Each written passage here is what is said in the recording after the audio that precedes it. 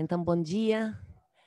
Aqui é um dia bem lindo e quando tem um dia bem lindo me dá vontade de fazer uma música bem melodiosa, cheia de sorrisos. Estou pensando numa de Bob Marley que diz assim, ó.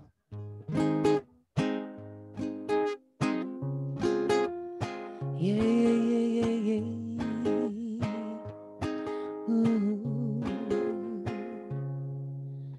I don't wanna wait in vain for your love. I don't wanna wait in vain for your love. For the very first time I placed my eyes on you, girl, my heart said follow through. But I know now that I'm way down on your line, and the waiting feeling's fine. So don't treat me like a puppet on a string, 'cause I know how to do my thing.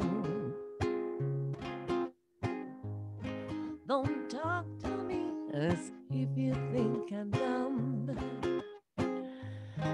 I wanna know you're gonna come. Say I don't wanna wait in vain for your love. I don't wanna wait in vain for your love. I don't wanna wait in vain for your love. 'Cause when summer is here and I'm still waiting there, winter is here and I'm still waiting there. Yeah, yeah, yeah, yeah, yeah.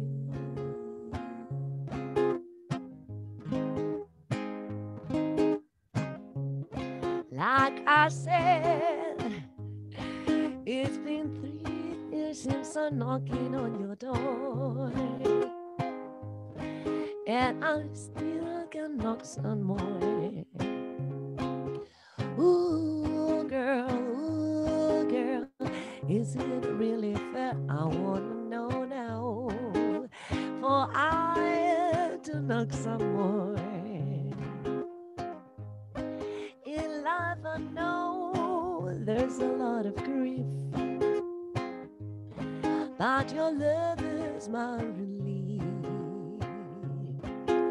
Tears in my eyes burn, tears in my eyes burn, while I'm waiting for my turn. Say I don't wanna wait in vain for your love. I don't wanna wait in vain for your love. I don't wanna wait in vain for your love. See, I don't wanna wait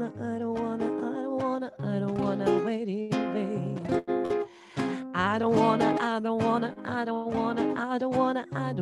wait in vain.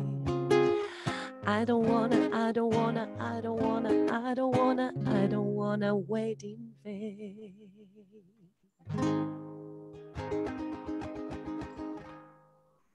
Delícia, Jazz. Tem espaço para mais uma? Um pouquinho de Amy. Para quem já ouviu, sabe que é uma das minhas cantoras favoritas. Well, sometimes I go out by myself and I look across the water, and I think of all the things that you do. In my head I make pictures. Since I've come home, well, my body's been a mess, and I miss your ginger hair and the way you like to dress. Won't you come on over? Stop making a fool out of me. Why don't you come on over, Valerie?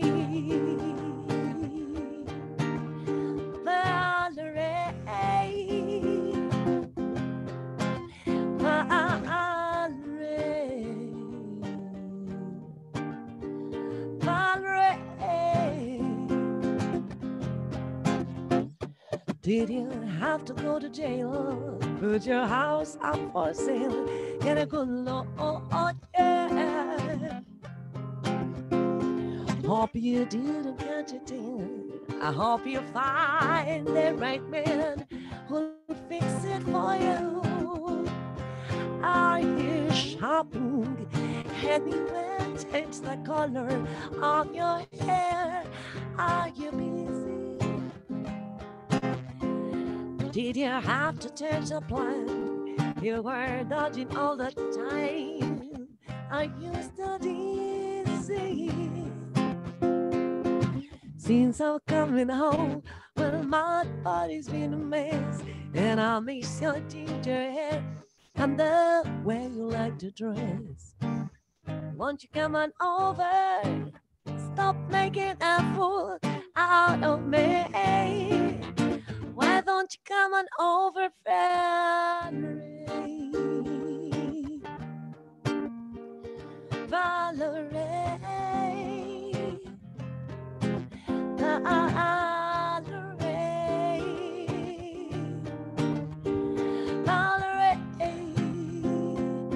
Why don't you come on over, Valerie?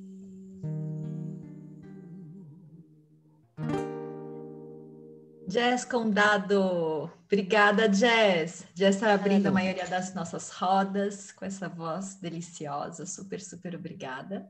Obrigada eu. Bom dia, pessoal. Muito legal ter vocês todos aqui.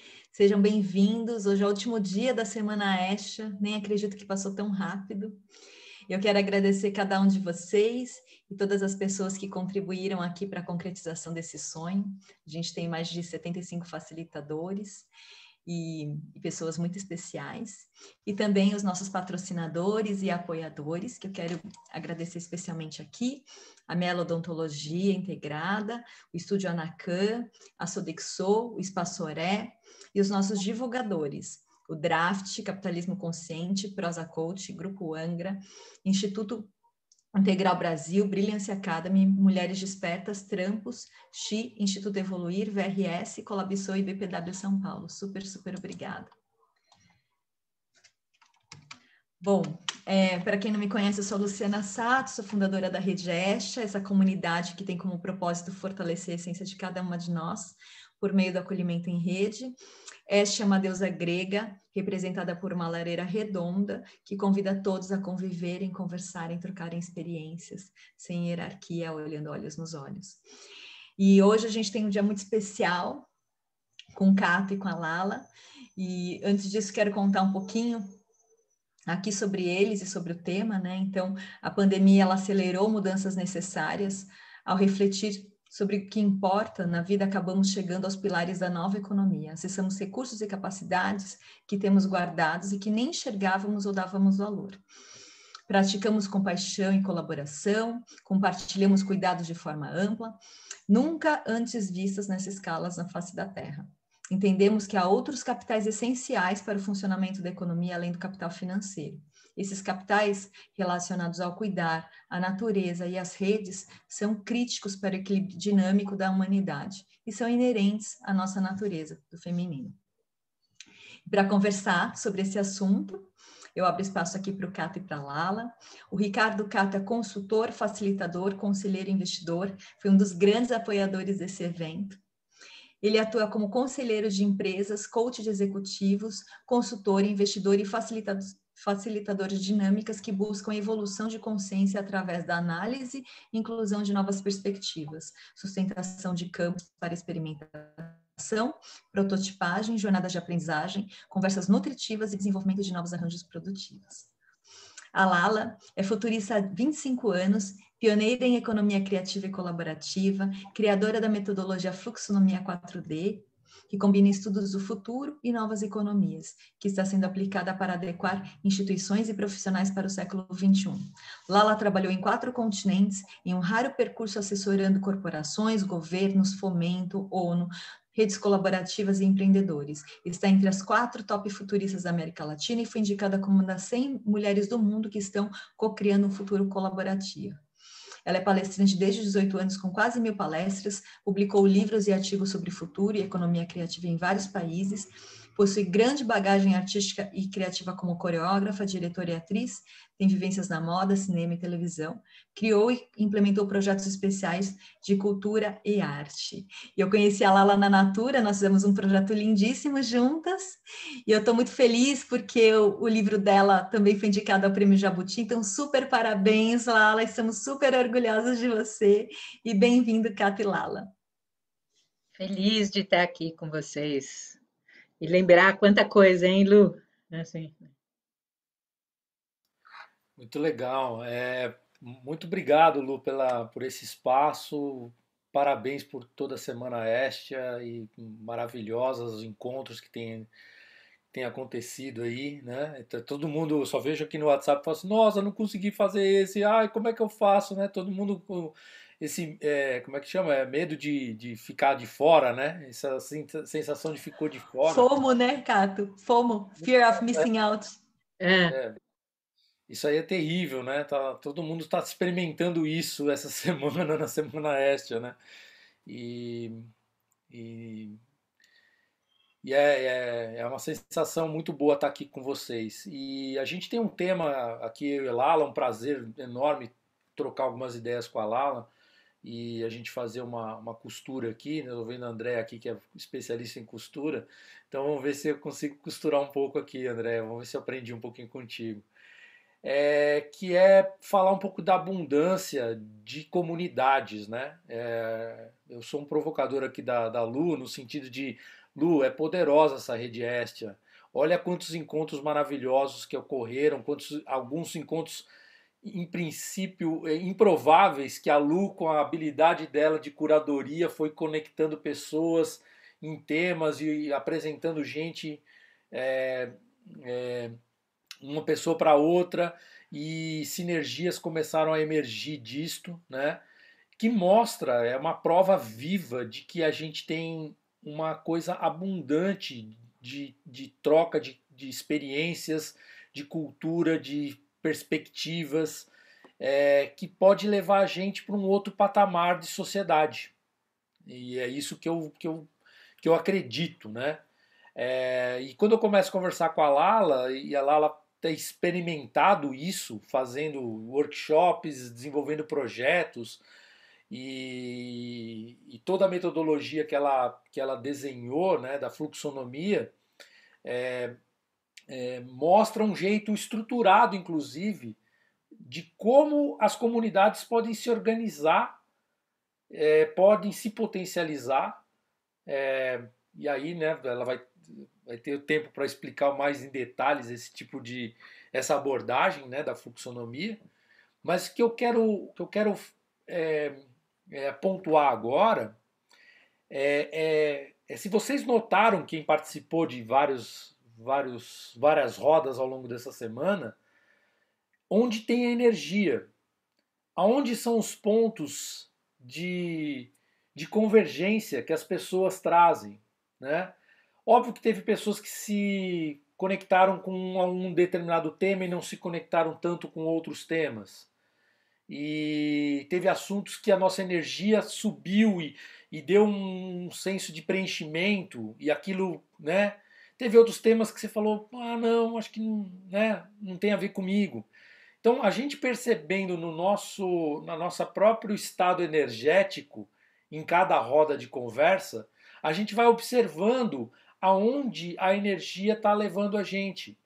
E são essa topografia de energias, vamos dizer assim, né? Os lugares onde tem acúmulo de energia, que são os lugares onde se a gente colocar atenção, colocar cuidado, colocar container, isso se torna uma coisa poderosa, né?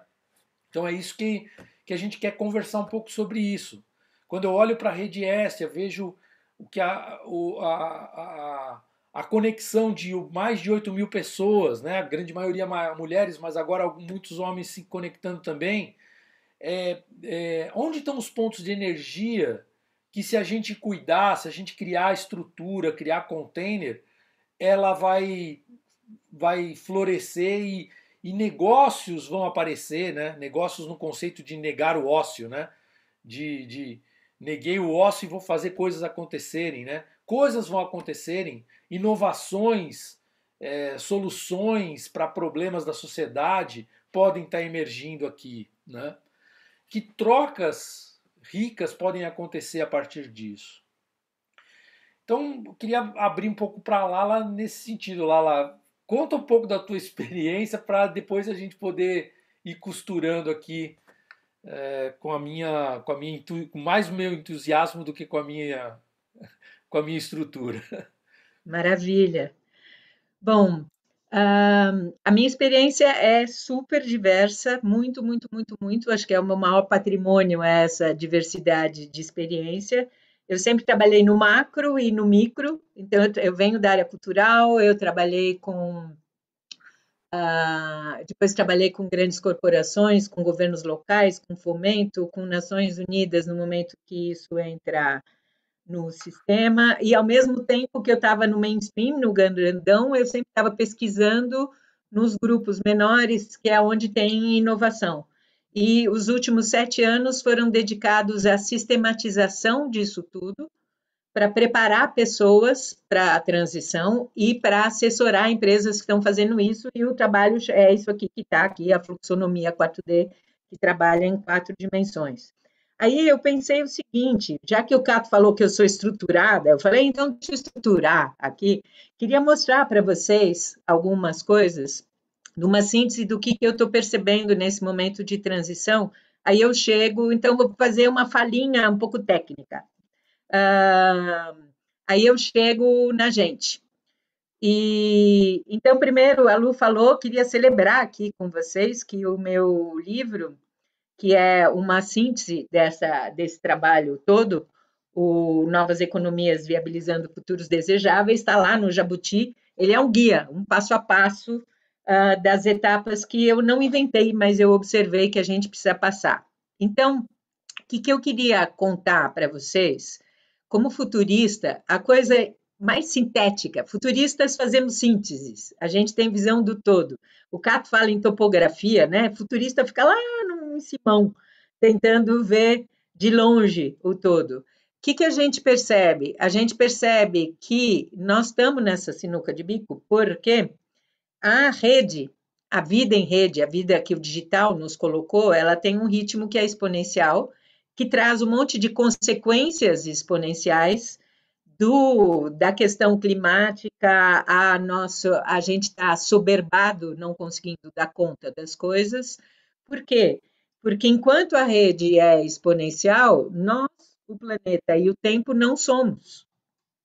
Então, você tem uma capacidade de resposta aqui e o mundo lá fora bombando no exponencial. E a gente no meio, assim. Só que o exponencial está dado, porque nós não vamos voltar para trás para um mundo não em rede. Então, nós temos que ver o que a gente faz com isso aqui, como é que nós vamos resolver essa parada. Já que é um corpinho 24 horas do dia e um planeta, e nem corpo, nem horas, nem planeta estão dando conta. E a solução está na convergência, está no fazer junto. Pode parecer poético, e por isso que é tão legal estar aqui com vocês da Restia, que estão dispostos a fazer junto. Aí, esse fazer junto tem uma condição, essa condição é tecnologia, como nós aqui que estamos juntos graças à tecnologia. E a crise de 2008, ela fez surgir os gigantes da tecnologia, que souberam convergir pela tecnologia, Uber, Airbnb, Amazon, o que for. E agora, atrevimento de futurista, eu diria que essa crise de 2020 vai fazer surgir os gigantes da colaboração, que vão ser capazes de convergir, que vão ser capazes de fazer o quê? De pegar todas as pontas soltas e conectar para ter fluxo. Porque, em geral, o que acontece? A gente diz, não tem suficiente, faz mais um. O que acontece? Não tem suficiente, faz mais um.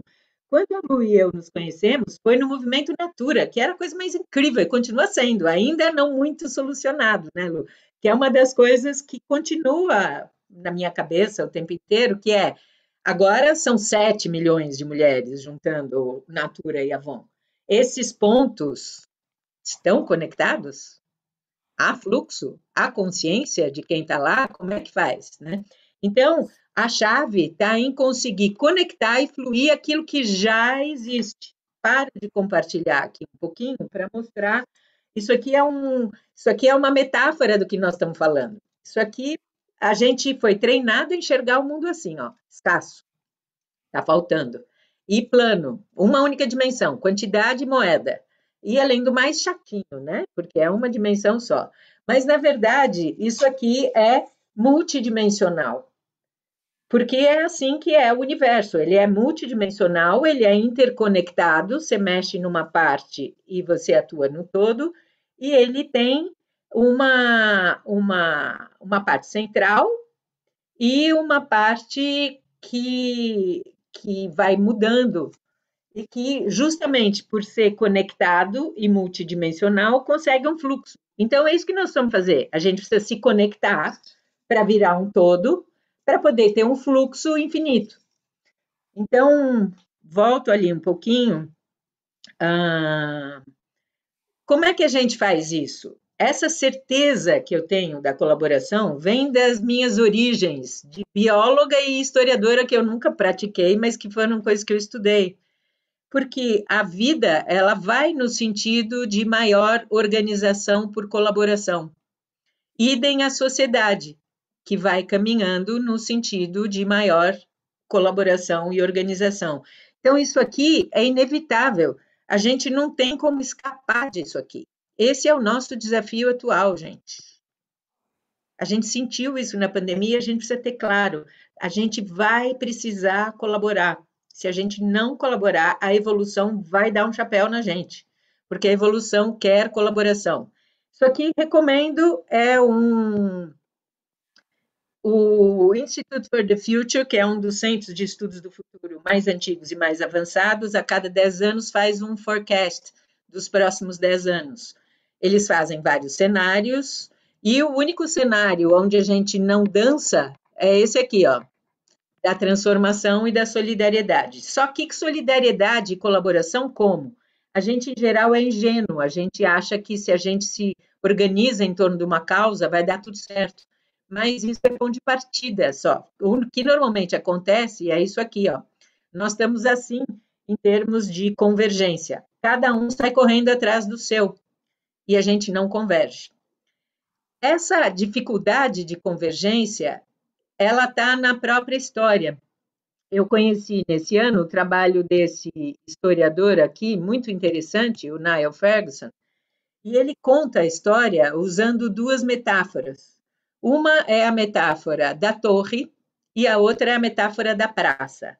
A torre é tudo que é centralizado, os governos, as grandes empresas, a economia tradicional. E a praça é a interação, é a web, são, sei lá, as igrejas e etc. Uma é mais eficiente, a outra é mais resiliente. Por exemplo, a Réstia, que é praça, é mais resiliente, porque todo mundo se apoia. Ao mesmo tempo, ela precisa ganhar eficiência. Então, por exemplo, fazer esta semana Réstia é um exercício torre dentro dessa praça, que é para juntar essas pessoas e estruturar. Uma depende de tecnologia e uma de comunidade. Uma é como se fosse high-tech e a outra é high-touch. Uma depende de informação e a outra depende de relação. Por que funciona assim? É explicado por outros que criaram uma lei que eles chamam de lei da sustentabilidade e eles propõem que é uma lei mesmo, como a lei da gravidade. Eles dizem daqui a uns anos a gente vai saber disso. É um economista, uma ecóloga e um físico. E eles viram que tanto no mundo biofísico quanto nas dinâmicas socioeconômicas, tanto no tangível quanto no intangível, há um padrão. Você tem que ter um equilíbrio entre resiliência distribuído, que é a nossa praça, e a eficiência centralizada, que é a torre. E só quando você tem os dois é que a gente consegue um equilíbrio. E isso a gente não teve na história. E é isso que a gente precisa ter. Toda praça precisa uma torre, toda torre precisa uma praça. E normalmente as torres e as praças brigam, em vez de se integrarem. Então, a questão é essa. Então, por exemplo, uma das coisas que acontece é que a gente não vê que metade da economia está. Aí já entro no tema e vou finalizar essa minha estrutura para a gente conversar mais. A economia, a gente só enxerga metade, a gente só enxerga o que é medido ali pela quantidade de moeda que é escasso. A gente não vê toda uma economia de recursos não monetários. Imagina o que tem de recursos aqui dentro da Este. A Lu estava contando tudo que já teve. O que você usou um verbo novo? Escambei, né? Escambei, que já está sendo escampado. Imagina toda a economia do cuidar. Isso aqui por falar em mulheres. Tem estudos da OECD que mostram que se a gente fosse medir... Por que você parou, canetinha? Parou. Se a gente fosse medir o PIB do cuidar, por exemplo, do trabalho doméstico, isso seria entre 20% a 50% do PIB, dependendo do país. Então, a gente precisa enxergar isso, assim como a gente precisa enxergar a economia da natureza. Então, e aí a gente pode ter dois motores. Esta seria a sugestão com vocês. A economia tradicional, né? Um motor funciona porque tem duas rodinhas, uma bicicleta funciona porque tem duas rodinhas, então bora para duas rodinhas. A economia tradicional e uma de finanças complementares. Se a gente for capaz de acreditar é dar crédito, né? Contabilizar reuso, serviços e produtos de permuta multilateral, multicapitais que estejam disponíveis e tempo. A gente trabalha com isso. A gente trabalha com isso em recursos culturais, recursos ambientais, recursos sociais e recursos financeiros. Então, recurso cultural é tudo que a gente tem dentro, nossos valores, conhecimento. O recurso ambiental é infraestrutura. Recurso social, por exemplo, a Este é um recurso social, tudo que organiza e regula o coletivo. E o financeiro, que é aquilo que garante a circulação. Então, para fechar, quer dizer, acho que agora eu paro de falar, depois eu posso explicar o que eu acho que podia acontecer com isso, porque senão eu vou falar demais. Então, isso aqui foi o framework. Aí depois eu queria contar o que eu enxergo que poderia ser feito, por exemplo, num contexto como o da Estia. Sensacional, Lala. A gente já vem conversando aí, você já mostrou alguns desses pensamentos algumas vezes para mim e bate muito com o que eu tenho experimentado, né? Bom, e você é fluxonomista também, né, Cato? Fez. Eu fiz a primeira turma, né? Já estou desatualizado. Você já fez muito mais do que o que eu aprendi na primeira turma. Impressionante quando você desenvolveu coisas aí. Não, mas assim, eu tenho conversado muito sobre plataformas de troca, plataformas de moedas complementares, que podem, vamos dizer assim, catalisar uma comunidade. Tenho conversado bastante sobre moeda de bairro, moeda social, e o Banco Palmas aí é um ícone aqui no Brasil, né? Um case maravilhoso. E descobri que tem mais de 140 moedas comunitárias já no Brasil. Cidades como Maricá, como Niterói, como Paraty. A moeda lá de Paraty chama-se Alegria, né? Ontem teve uma moeda Abraço, acho que ontem, essa semana, que foi lançada a moeda Abraço, ou Afeto. Acho que é Afeto, uma moeda chamada Afeto, que é simplesmente uma forma de fazer com que as pessoas façam mais transações, mais trocas, sem depender do sistema financeiro atual, né? O sistema financeiro atual ele está ele tem alguns vícios de origem, de forma de organização, que ele não distribui a riqueza. A riqueza está concentrada na mão de poucos, né? Essa riqueza do sistema financeiro, né? Não a riqueza que a gente está olhando aqui nesse modelo que a Lala acabou de apresentar, né? Ou seja, aqui ela traz um conceito de riqueza que inclui não só moeda, ela inclui os valores, princípios, competências, recursos, habilidades que o ser humano tem, que o ser humano, quando se encontra em comunidade, é capaz de produzir, quando ele se encontra em grupos, ele é capaz de produzir, recursos que a gente pode colaborar, que a gente pode compartilhar, que são esses recursos de infraestrutura que a Lala expõe, né? Que eu acho super legal. Coisas que a gente está começando a praticar, né, a ideia dos Ubers, do Airbnb da vida, a gente está começando a trazer isso para o cidadão comum, vamos dizer assim, né? Qualquer um pode fazer isso.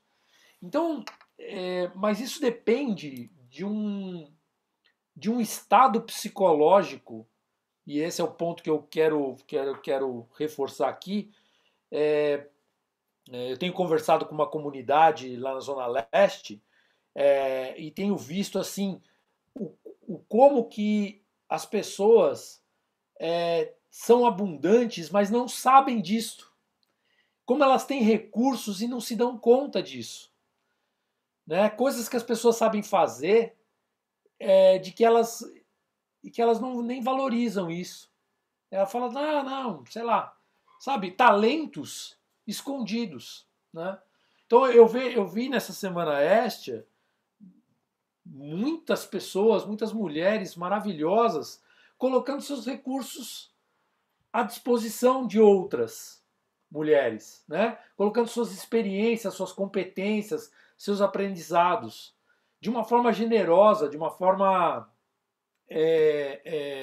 abundante. E eu fico sonhando, né, como futurologista, que é um aprendiz de futurologista, que como é que a gente torna isso permanente? Porque hoje tem a semana proporcionou isso. A Lu teve aí a grande habilidade de reunir nesse festival em 5 dias e promover isso para que todo mundo conheça os recursos de todo mundo. Mas como é que a gente torna isso mainstream? Como é que a gente torna isso o dia a dia? Né? Eu fico imaginando se a gente pudesse viver as 52 semanas do ano com esse volume de troca que aconteceu nessa semana, o quanto de abundância a gente estaria criando, o quanto de recursos estaria disponível para resolver as questões das nossas famílias, dos nossos amigos, da sociedade onde a gente vive, do nosso bairro, do nosso condomínio, e assim por diante. Né? Como transformar isso em mainstream? Essa é a minha inquietação. Minha provocação também, né, Lu? Sei lá. O Cato é um super grande apoiador, né, da rede, sempre foi. Ele que, na verdade, fez com que eu incluísse mais, não que não fossem incluídos, mas de uma forma mais intencional os homens também, e eu estou feliz porque o Caldini, o Marcelão também estão aqui, né, o Caldini, super seu fã também, Lala, que bom que eu consegui refazer a ponte aí entre vocês. E aí, assim, durante essa pandemia, eu me descobri uma grande escambista, como você falou, né, Lala? Então, durante a pandemia, eu fundei com mais 2 mulheres uma rede de solidariedade em língua portuguesa, que vários de vocês estão nela, que é a Rede Vai e Volta, e por isso eu acabei escambando coisas que eu estava aprendendo, mas que eu gostaria de ganhar mais musculatura para exercitar melhor. Então, Points of View, Positive Game, eu comecei a quase fazer um trabalho meio coach terapêutico, assim, com muitas mulheres, conheci gente da Itália, gente de Moçambique, gente do Sul, BH, enfim, e aí várias delas, inclusive, estão na rede prestigiando. Conheci a Ju Blay por uma outra mulher, que é super bacana, a Darlene, que é de Curitiba, né? Então, o quanto realmente com o digital a gente perde essa noção de fronteiras, né? De distância e tudo. a rede me proporcionou. E aí tem uma coisa até de linearidade, né, de tempo. Eu conheço a Lala há muito tempo, retomei o contato agora, assim, de novo, mais pertinho, o Caldini também, enfim. Então, isso é muito gostoso, né, porque a gente vê esse entrelaçamento mesmo.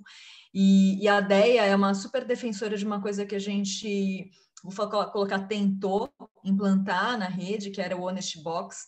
Na pandemia eu também experimentei isso, porque teve gente que... intencionalmente, sem nenhuma cobrança, falou assim: Lu, eu sei que você está empreendendo agora, eu vou depositar um dinheiro na sua conta para você manter a rede. Eu, oi, como assim, né? E aí recebi isso também de empresas, quando eu falei assim, eu quero fazer encontro para mulheres, não importa quando vocês vão pagar, e a pessoa falou, mas eu não tenho dinheiro, estou contando, eu falei, tem problema, eu quero fazer.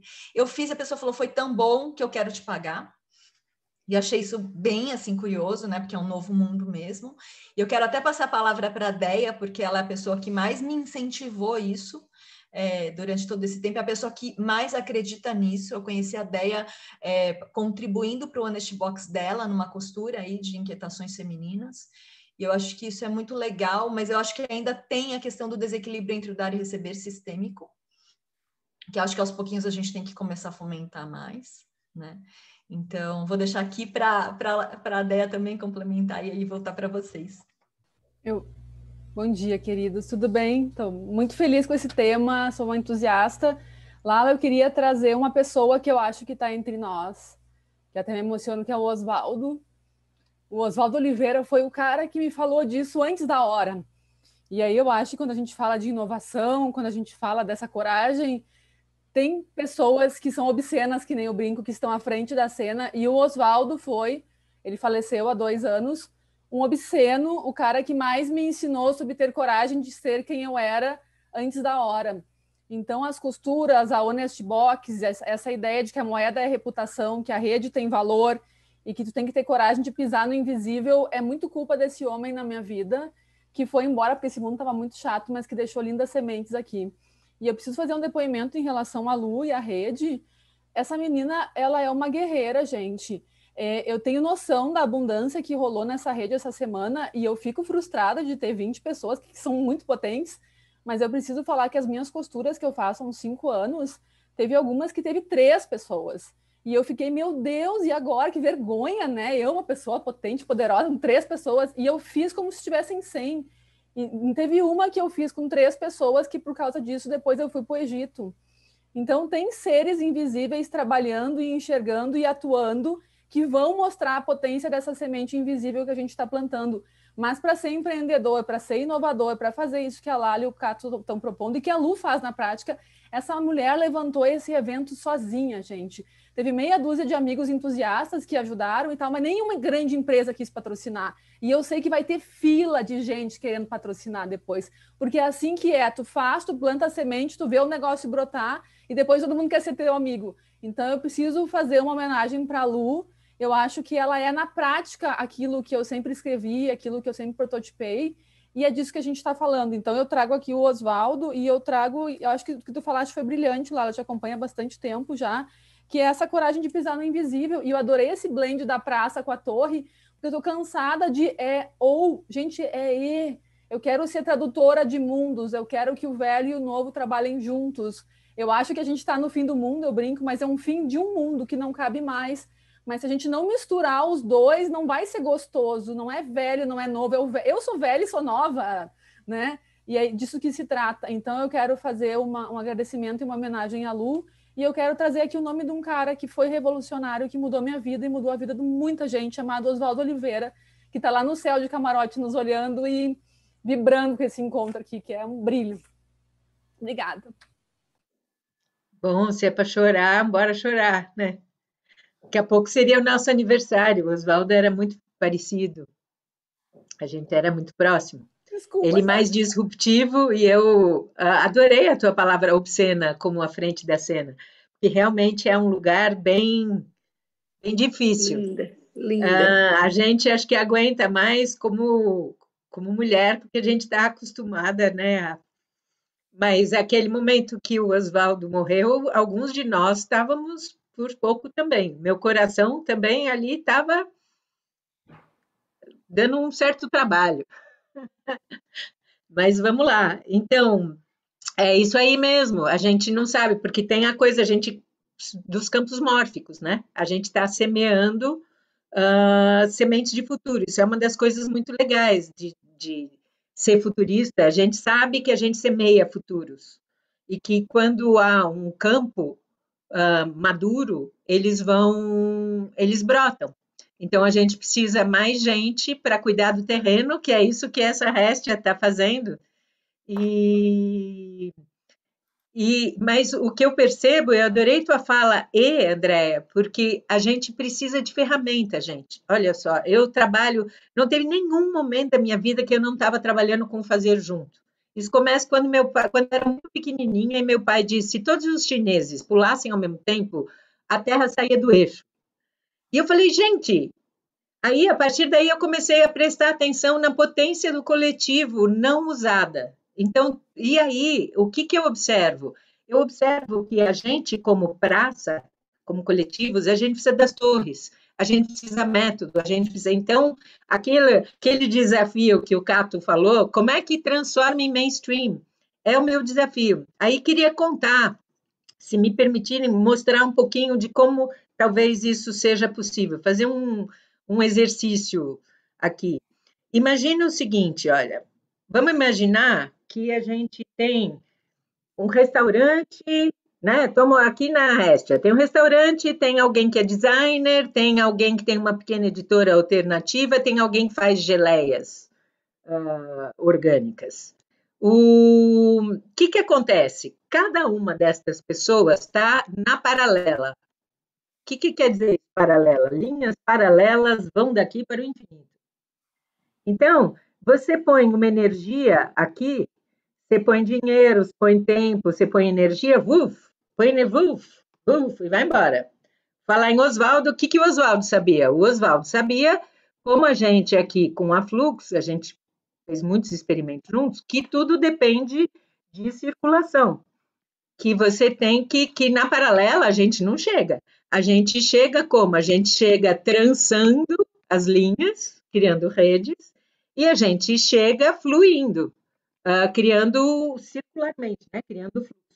Então, você imagina, cada um desses aqui tem uma grana para criar aquilo que faz, para manter a sua estrutura, para manter a comunicação e a comercialização, para vender, etc.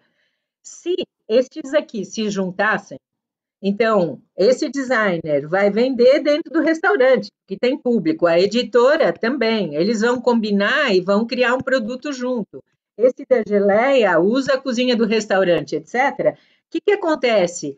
A gente acaba usando uma partezinha só desse dinheiro. A gente acaba diminuindo, e todo o resto, isto aqui, ó, acaba servindo para poder investir coletivamente. Você acaba diminuindo por 4 os teus custos, porque você compartilha, e aumentando por 4 os teus públicos.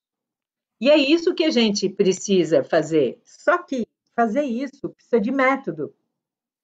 Porque a gente viu 1,5 bilhão de iniciativas de boa intenção que se juntam e a coisa não rola. Então, qual é o futuro? Por exemplo, o futuro eu estou aprimorando aí meus processos e criei uma coisa que daqui a pouco vou lançar, que é para fazer o quê?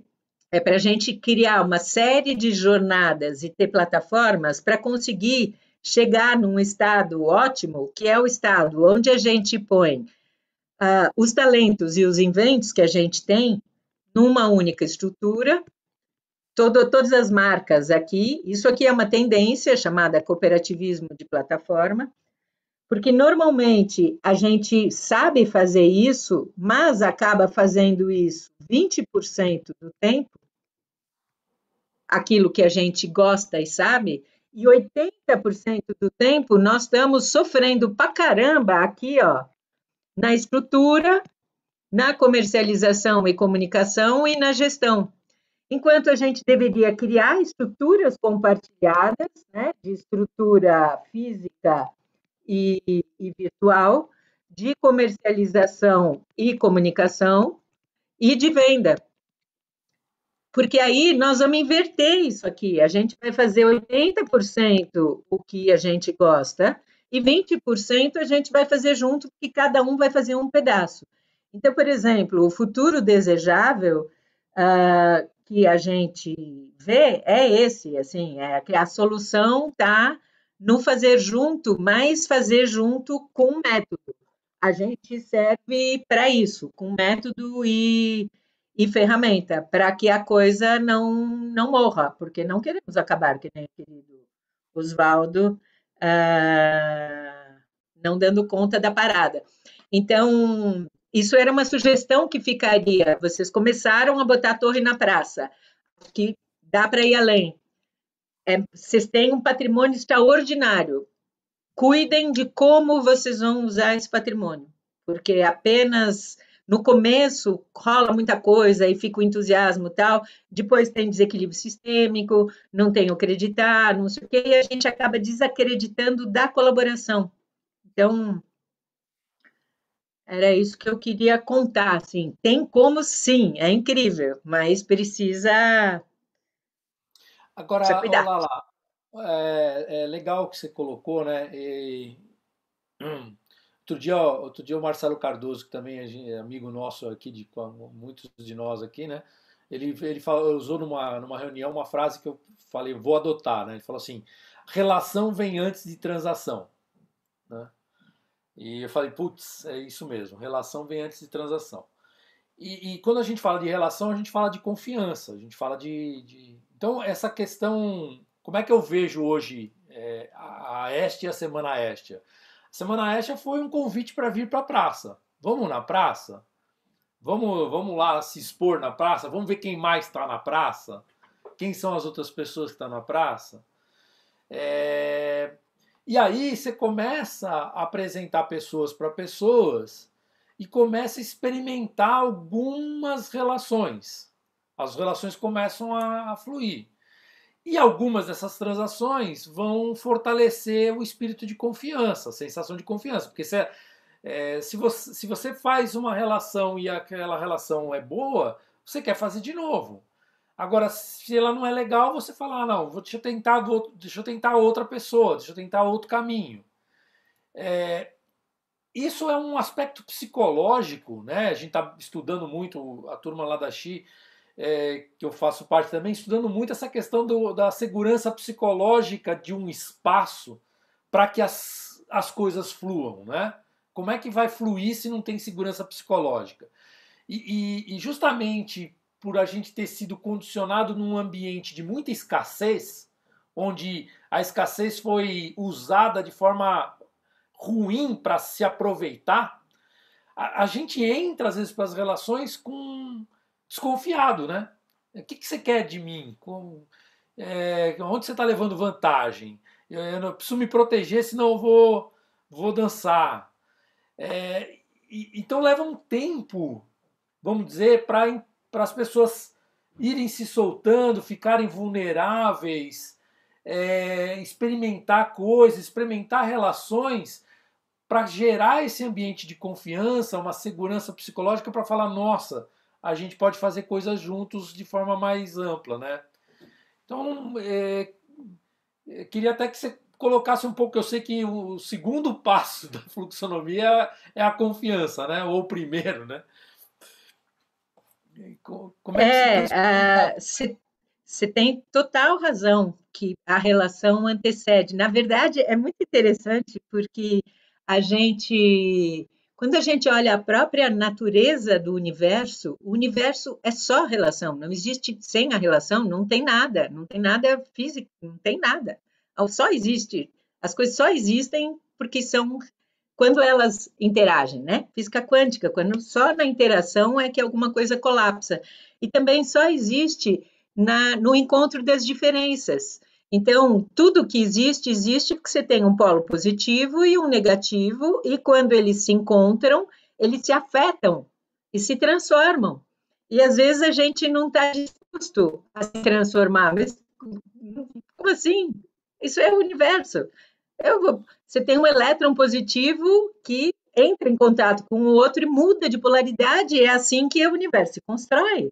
Então, se a gente entende essa coisa muito essencial, a gente fica feliz no encontro com o diferente, a gente fica feliz de entender de reinterpretar esse encontro das diferenças. No corpo, por exemplo, os músculos são agonistas e antagonistas. Você tem essa polaridade que estrutura. Só que quando a gente tenta negar um dos lados, é uma loucura, porque é o primeiro que não existe, é impossível, porque a natureza da dimensão assim, é polar. E aí a questão toda das relações, da confiança e tal, ela é sempre o começo. A gente observou aqui uma espiral, isso aqui não é uma invenção, são 7 etapas que a gente observou. E a primeira coisa que tem aqui é a percepção de presente, então não tem como, sem se conhecer, autoconhecer, sem conhecer o outro, sem estabelecer relação, sem profundidade e tal, esquece, não adianta. Todo mundo fica tentando vir para cá, que é o momento da comunidade convergente, mas você tem todo esse caminho para fazer isso. Aí você tem uma visão de futuro compartilhada e você trabalhando confiança em ação. Que isso, por isso que chama fluxonomia, porque é só na ação. Não adianta você dizer, eu confio pra caramba em você. Não, mas provavelmente a Honest Box que vocês criaram é isso, confia, bom, bota aí, bota como é que é? Manifeste isso. Então, a questão é como é que a gente consegue equilibrar essas duas coisas, o autoconhecimento, o aprofundamento e o impacto no coletivo.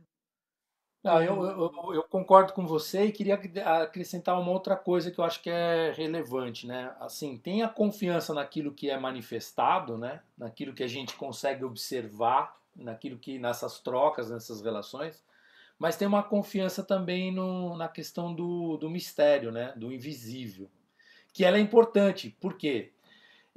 Hoje de manhã eu estava ouvindo um áudio.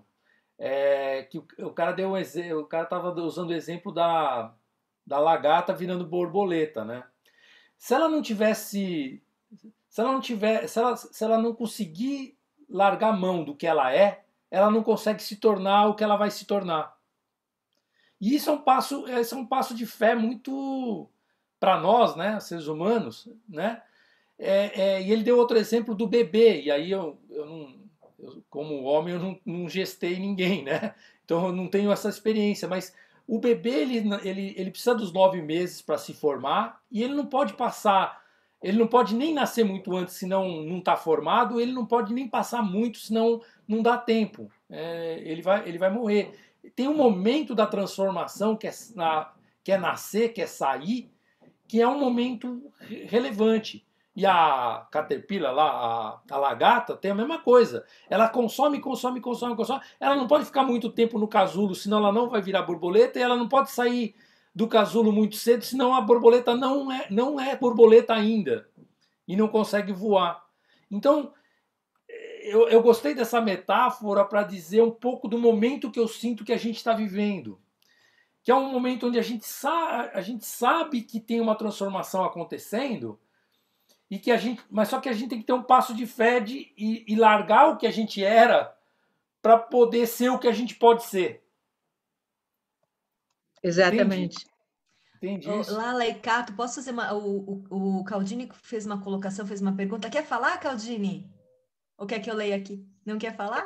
Tanto faz, na boa, obrigado. Não, é que Cato mencionou confiança, né? Eu falo e penso muito na confiança. E me ocorre, Lala, que a gente desconfia das pessoas mais próximas. Você desconfia do companheiro, do cônjuge, do filho, do pai, o pai do filho, né? Muito mais ainda dos nossos parceiros de negócio. Você desconfia do teu colega de trabalho que quer puxar o tapete, pegar a sua vaga. Você não confia no seu chefe, o chefe não confia no subordinado, tem policiamento de trabalho, né? A negociação em si é um exercício de desconfiança. Eu quero comprar por 80, vou falar que eu quero comprar por 30, para chegar nos 50, 80, 100, né? Eu sempre acho que você está mentindo na negociação, você sobrevalorizou o preço do produto, né? Como que a gente consegue sair desse atoleiro, né? Como é que a gente consegue construir ou reconstruir, se é que houve algum dia na história da humanidade, a tão importante confiança? Olha, eu tenho a impressão de que tudo é um construto cultural, porque, na verdade, se a gente vai olhar o universo, se a gente olha, por exemplo, o corpo, todas as coisas, elas são colaborativas. E há uma, por exemplo, até nem o Darwin não falou nada daquilo que disseram que ele falou. Ele, da lei do mais forte e tal, não foi isso. Foi o senhor Spencer, que era um super investidor que pegou a coisa e deu uma mudada. Então, a questão é a gente criar novas narrativas para convocar, que é a primeira etapa, e novas experiências para você poder viver a colaboração, porque você só consegue mudar. Então, a narrativa te ajuda a mudar de mentalidade, que é muito mais rápido, mas não é suficiente. Aí você precisa praticar para mudar de hábito. E quando você tem a experiência, você começa a confiar. Então, por exemplo, eu nunca tive emprego. Acho que eu tive emprego, eu trabalho há 47 anos. Eu tive emprego há alguns meses. Eu nunca tive uma garantia de entrada. Foram períodos muito curtos que eu tive uma garantia de entrada. Mas em 47 anos eu aprendi que entra. Umas horas mais, umas horas menos, e eu nunca deixei de fazer aquilo que eu queria fazer por causa disso, porque eu tive essa confiança que o Cato falou, sabe, assim, da experiência de que vai rolar, vai rolar. E tinha umas horas que eu falava, porque eu sempre fiz, eu sou meio artista na origem, eu não sou muito empresária, eu sou empreendedora, mas não sou empresária, eu sempre vou atrás daquilo que eu acho que precisa ser feito. Mas você vai ganhando confiança no voo, por isso essa metáfora da borboleta ela é tão legal. Tem uma história, Cato, que eu adoro também, no Zorba, o grego, ele diz que a morte que ele traz com mais dor na consciência é de uma borboleta que ele viu sair do casulo e ele quis ajudar e ele soprou para ela poder voar logo. Mas é muito interessante porque a metáfora da borboleta ela segue nisso também, porque quando ela está, a borboleta é completo, né? Primeiro, todo mundo acha lindo borboleta, que lindo, e ninguém quer ser lagarta, não tem como. Então, é ali, nhoque, nhoque, nhoque, nhoque, nhoque, nhoque no cotidiano, bababê. Segunda coisa, você não quer ser atacado. Não tem como, porque dentro do corpo da borboleta, células imaginais, o sistema imunológico se defende. Terceiro, quando ele colapsa, você vira de ponta cabeça, se liquefaz e não sei o que. Aí, se eu não quero sofrimento, não vai ter como, eu tenho que estar pronta. E aí, no momento que você fica liquefeito, ali dentro do casulo, dizendo, meu Deus, o que está acontecendo? Se você sabe, se diz, tudo bem, muita calma nessa hora, o momento vai passar, esse estado casulo aqui, de liquefeito e tal. E, na hora de voar, se você não rompe o casulo, se alguém rompe por você, você não tem força, porque a asa da borboleta, ela só ganha, ela precisa dessa força de romper o casulo e ela precisa do tempo de secar em contato com o ar e com a luz. Se a gente sabe que ar é informação e luz é consciência, fica ainda mais evidente o que isso acontece. Então, é no fazer, é no fazer, Alexandre. E olha, eu sou um ser humano privilegiado, porque eu circulo em ambientes de muita confiança, onde as relações são de outra maneira mesmo. Mas é na experiência. Assim. Esse salto de fé que o Cato falou, né? E na autorreflexão, né? Eu acho que porque isso retroalimenta. Do mesmo jeito que você falou, a narrativa e a experiência, ou seja, quanto mais a gente experimenta, mais a gente vai reconstruindo novas narrativas mais elaboradas sobre a experiência que a gente vive. Esse é um fluxo também, é um fluxo de meaning making, né? de construção de significado. Mas baseado na experiência e baseado nas relações. Eu acho isso, eu fico muito feliz de que a Lu teve essa, essa, essa resiliência de colocar de pé essa Semana Estia e permitir a gente começar a experimentar essas trocas nessa praça maior virtual que é essa semana e de repente a gente se juntar para colocar os primeiros tijolos dessa torre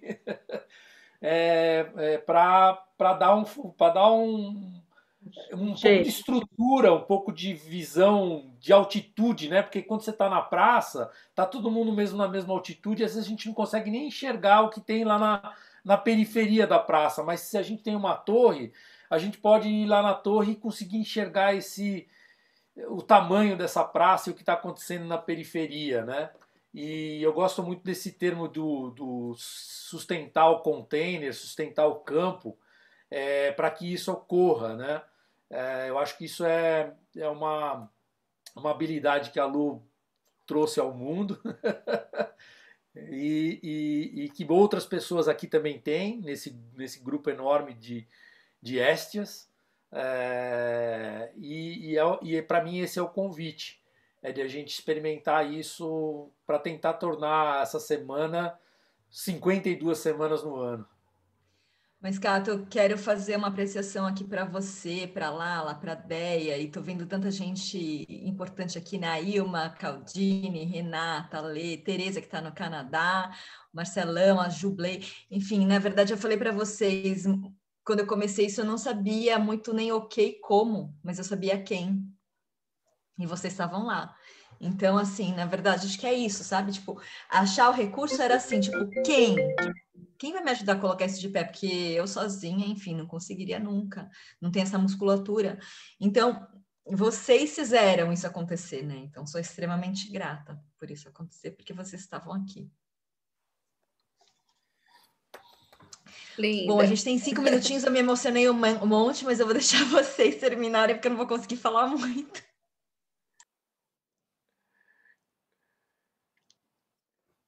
Eu vi alguns comentários aqui, né? A Tereza comentou sobre o Canadá, né? E realmente eu tenho uma visão, viu, Tereza, que eu quero compartilhar.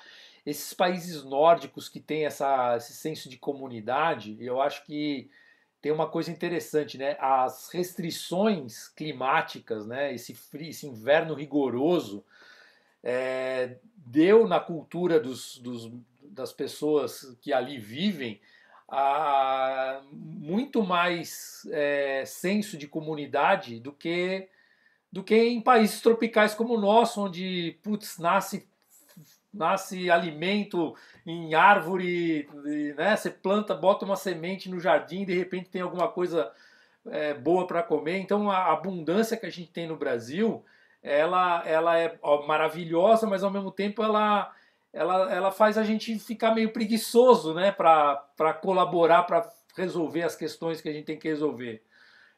Por outro lado, quando a gente visita comunidades, né, aglomerados de pessoas que estão brigando pela sobrevivência, você vê um senso de comunidade presente lá muito legal, né? Que às vezes a gente não vê num condomínio de classe média. Tá todo mundo morando no condomínio e as pessoas não falam nem bom dia, nem boa tarde, nem boa noite no elevador. Então, não é por pouco que chama comunidade mesmo, né? É incrível. Então temos muito que aprender com as restrições, sabe? As restrições elas não são ruins, não. Elas são boas, né? Esse container de ajuda, né? Eu vejo muito isso.